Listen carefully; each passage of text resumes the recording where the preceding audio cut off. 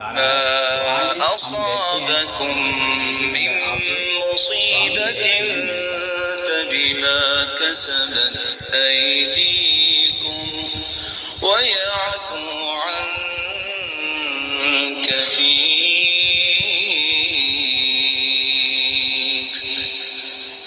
کوئی بھی مصیبت ہاتھوں کی کمائی.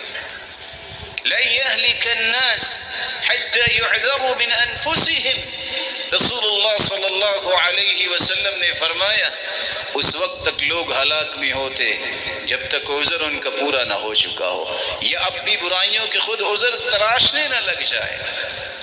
اذا بلغ الرجل من امتی 60 سنة فقد اعذر اللہ الیہ فی العمر. 60 سال اللہ نے کسی کو دے دیے ہیں، عذر مکمل ہو گیا، اب کیا عذر باقی بچا.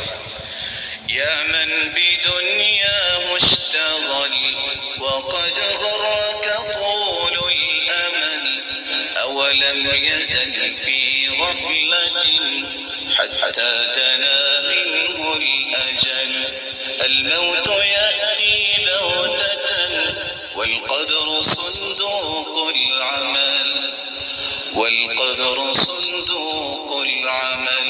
اصبر على أهوالها لا موت إلا بالأجل. لمبی خواہشیں، دنیا کی محبت نے تمہیں موت بھلا دی، اور موت اچانک آتی ہے، یہ کسی کو بتا کے نہیں آتی. سوچئے جن لوگوں پہ زلزلہ آیا ہوگا انہوں نے کو سوچا ہوگا کہ کیا ہو جائے گا. اصل وہ چیز کام آئے گی قبر میں جو میں نے اور آپ نے عمل کیا ہو.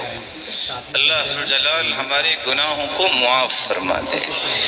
چاہتے نہ چاہتے ہم نے جو گناہ کیے، غلطیاں کی، مولا کریم اپنی خصوصی رحمت کے ساتھ معاف فرما دے، اور ہمیں ایسی حالت میں اپنے پاس بلائے جس حالت میں وہ ہم سے راضی ہو جائے. رسول اللہ صلی اللہ علیہ وآلہ وسلم کے صحابی بیان کرتے ہیں ان الرجل لیحرم من الرزق بالذنب الذي يصيبه. بس اوقات انسان کو رزق ملنے والا ہوتا ہے، گناہ کرتا ہے، اللہ اس رزق سے اسے محروم کر دیتے. ولا يبدل التقدير الا الدعاء. تقدیر کو بھی اگر بدلنے والی چیز اللہ نے رکھی ہے تو وہ دعا ہے.